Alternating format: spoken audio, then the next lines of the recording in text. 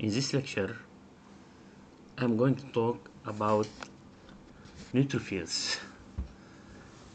Neutrophils are granular cells originate from myeloid progenitor that originate from multipotent stem cells. And they are abundant cell in the body, and they are around 40 to 70% of the total white cells in the body. Neutrophils are the first cells that to arrive site of infection, and they are attracted or recruited by damage associated molecular pattern and pathogen associated molecular pattern. And as can be seen here, this is the blood vessel during inflammation. And as you know that the three major events that take place during inflammation are increased capillary permeability, vasodilatation, and influx of cells.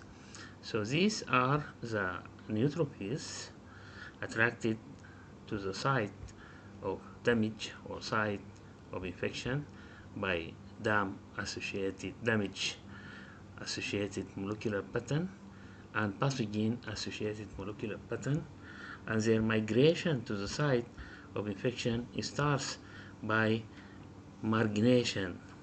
So they bind some adhesion molecules upregulated due to inflammation and due to infection. This is followed by the rolling from one endothelial to the other, then followed by the extra vasation or the third step of their migration to the site of the infection, where they reach and start to fight with the microorganism. However, neutrophils, they have the capacity to destroy and to kill pathogens by following three ways. The first is phagocytosis, which it could be complement-mediated phagocytosis, as neutrophils express on their surface complement receptor number 1 and number 3, and as can be seen here, this is a bacteria when it is surrounded by opsinin C3b, so this will bind complement receptor on the surface of neutrophils. And also phagocytosis, it could be antibody mediated phagocytosis, as neutrophils express on their surface Fc gamma R, Fc gamma receptors. These are specific for IgG antibodies. So when IgG antibodies capture the microorganism, it will bind to this receptor, and this will assist the process of phagocytosis. The second way by which neutrophils can destroy the pathogen is through expression or liberation of these granules, which include platelet activating factor, reactive oxygen species, proteases, elastase, myeloperoxidase, and proteinase 3, defensin, and matrix metalloproteinase. So these mediators can destroy the microorganisms and pathogens by different mechanisms. The third way of killing the pathogens by the neutrophils is through extracellular traps, and as can be seen here, neutrophils, they modify the chromatin, and then they produce some fibers or filaments These are known as extracellular traps. They are very sticky and they may mediate adherence of neutrophils to the endothelial cells. However, these traps or fibers, uh, they are associated with some enzymes, for example, myeloperoxidase and proteinase 3, and these are actually, they are hidden antigens and they are cryptic antigens, and so they should not be seen by the immune system, but due to expression of this, due to the modification of the chromatin and expression of these fibers, this will come out. However, when the immune response is done, as can be seen here, these pathogens are captured by the neutrophils. So neutrophil now, they can phagocytose this molecule, but however, the phagocytosis could be incomplete, and remnants of these mediators or enzymes may stay outside in the circulation, and this will be seen by the immune system, and this will lead to autoimmune uh, disorders. And this process actually, these fibers, they are known as a neutrophil extracellular trap, and the process of modification and expression of these fibers is known as NETosos. So NETosos, it is a unique cell death program. It is not actually similar to apoptosis, as there is no caspase in case of NETosos. And also we observe NETosos in other cells. Other cells may follow the same way. They produce these fibers to trap and to kill the microorganisms. For example, these are BETs or basophils extracellular traps, and here eosinophil extracellular traps, and macrophage extracellular traps. Also, mast cell has the capacity to produce these extracellular trap together with the neutrophils. NETosis may lead together with these mediators to, or may predispose to diabetes mellitus type 1, as entrance of bacteria to the pancreas lead to production of interleukin number 6, and this actually recruit or attract neutrophils. So through these mechanisms, NETosis and the mediators, this will lead to insulitis or inflammation of beta cells of the pancreas, and may predispose to diabetes mellitus type 1.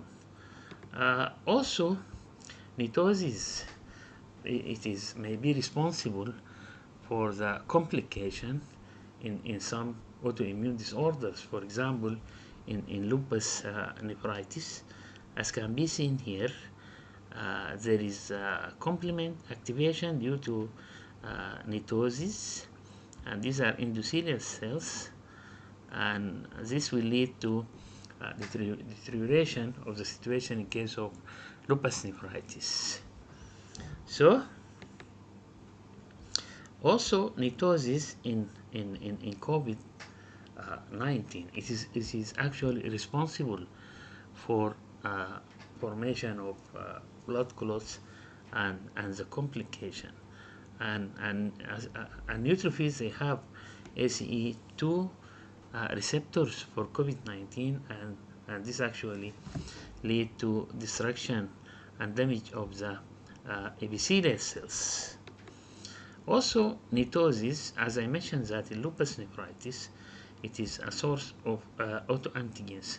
Why why is it a source of autoantigens?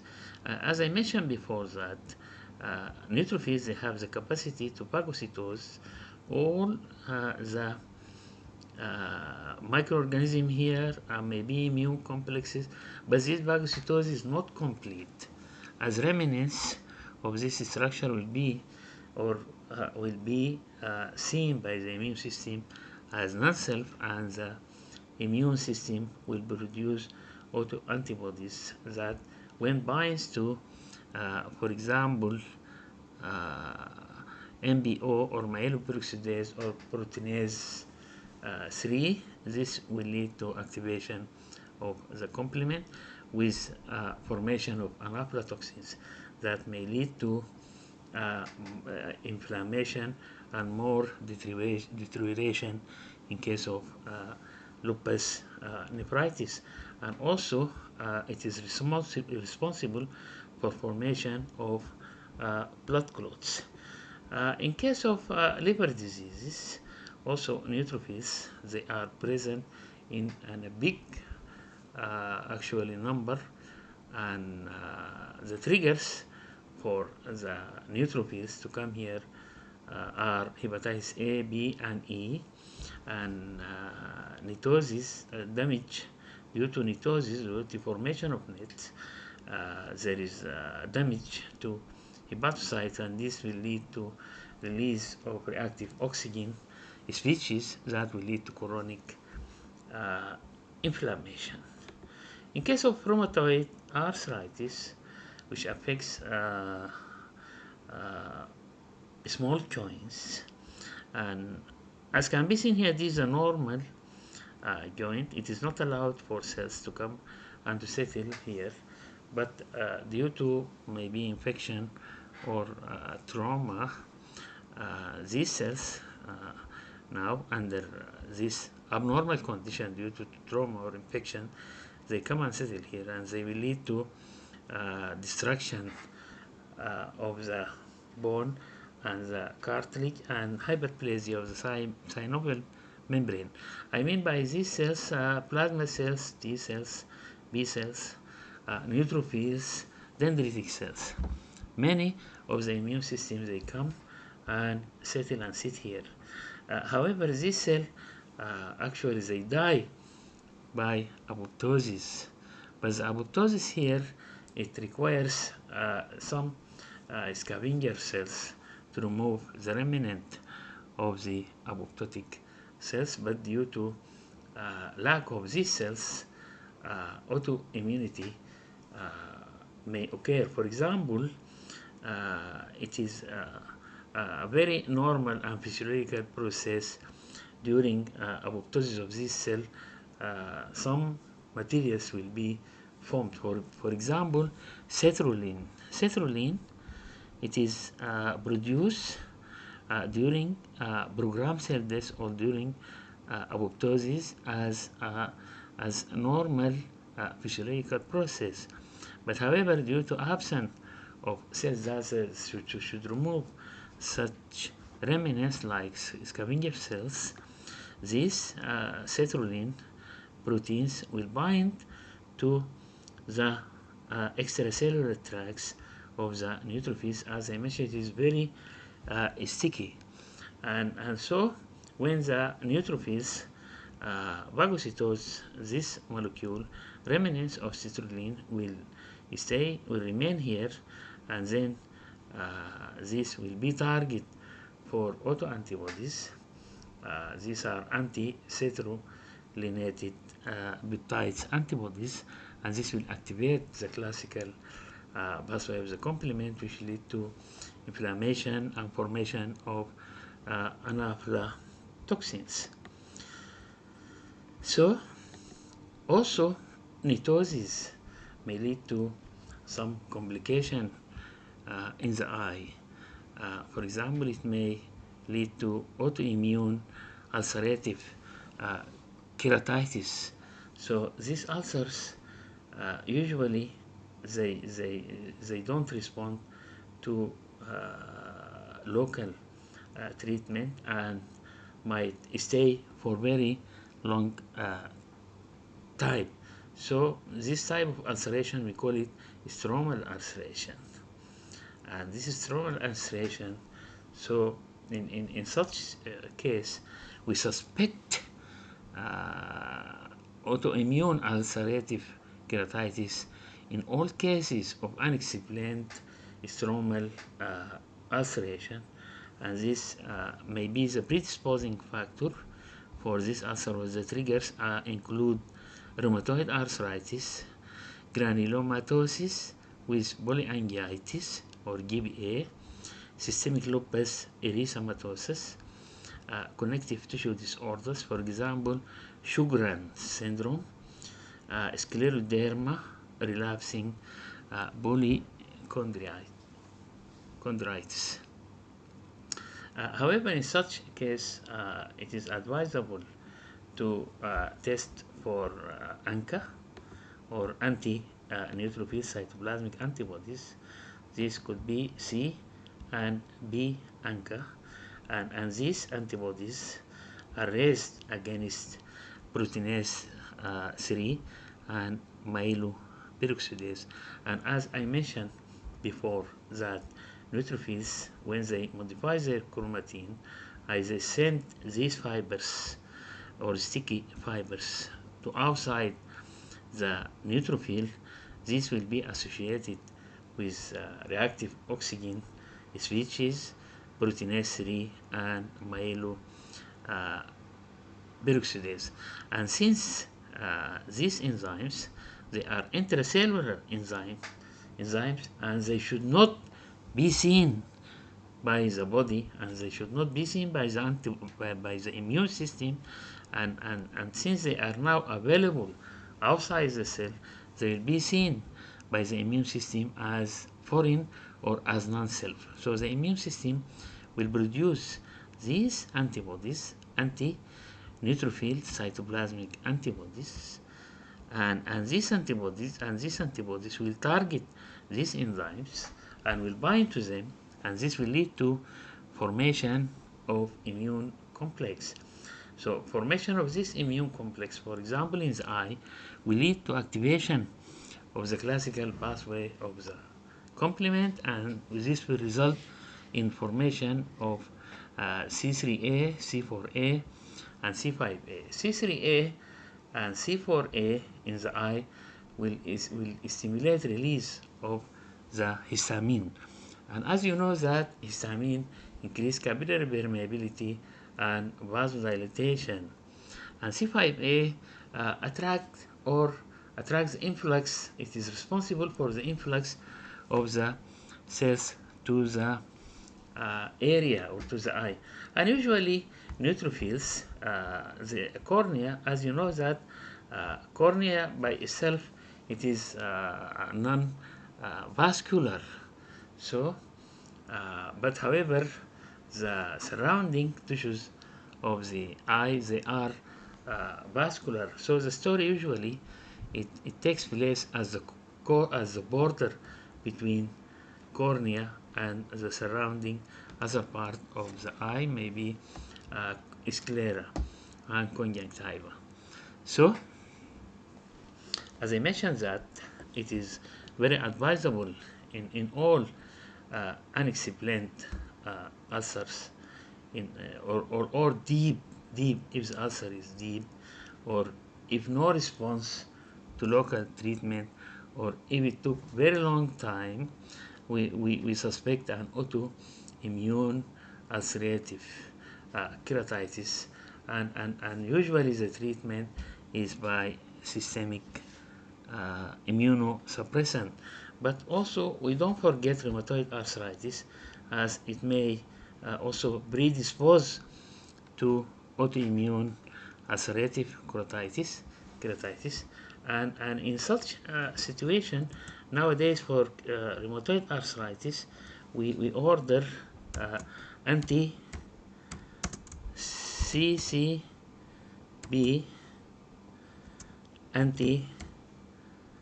antibodies.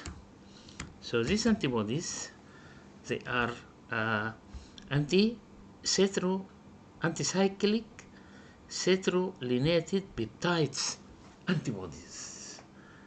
anti-cyclic cetro-linated peptides, and this is here very clear. And as I mentioned that during the or following the or during the apoptosis, the citrulline is produced as a normal physiological process. So unless it is removed, it will lead to or it will be a target for the immune system, and the immune system will produce antibodies against this citrulline, which result from the protein during apoptosis as a normal physiological process, and this will lead to formation of anti-cyclic cetro-linated peptide antibodies. So in case of uh, unexplained stromal ulceration of the cornea, we also order anti-CCB antibodies, and also we can actually order